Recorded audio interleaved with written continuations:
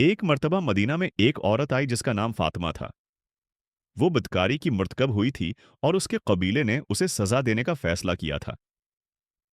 इस औरत ने हजरत मोहम्मद सली अल्लाह अलैहि वसल्लम के पास आकर अपनी गलती का एतराफ किया और तौबा की दरख्वास्त की। वो जानती थी कि उसकी सजा शरई कानून के मुताबिक सख्त होगी, लेकिन उसने दिल में सच्चे दिल से तौबा की और अल्लाह की रिजा की तलब की। हजरत मोहम्मद सल्लल्लाहु अलैहि वसल्लम ने उसे फौरन सजा देने की बजाय उससे बात की और उसे नरमी और समझ से सुनने की कोशिश की।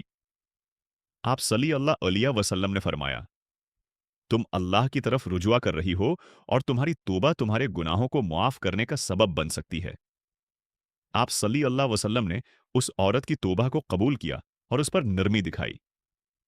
इस वाकया के बाद सहाबा कुराम ने देखा कि हजरत मोहम्मद सल्लल्लाहु अलैहि वसल्लम ने इस औरत को मुआफ कर दिया, क्योंकि उसने सच्चे दिल से तौबा की थी और उसका इरादा अल्लाह की रिजा के लिए था।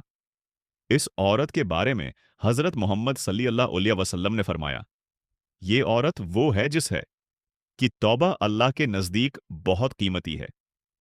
ये वाकया हमें ये सिखाता है कि अल्लाह की रहमत बहुत वसीआ है और जो भी सच्चे दिल से तौबा करे, अल्लाह उसकी तौबा कबूल करता है। हजरत मोहम्मद सली अल्लाह अलैहि वसल्लम की ज़िंदगी का ये वाकया हमें ये भी सिखाता है कि हमें दूसरों की गलतियों को माफ़ करने का जज्बा रखना चाहिए और हर इंसान को दोबारा बेहतर बनने का मौके देना चाहिए। ये कहानी एक अहम सबक देती है कि अल्लाह की रहमत और हज़रत मोहम्मद सल्लल्लाहु अलैहि वसल्लम का किरदार हमें दूसरों के साथ हुस्न सलूक और मुआफ़ करने की तरगीब देता है।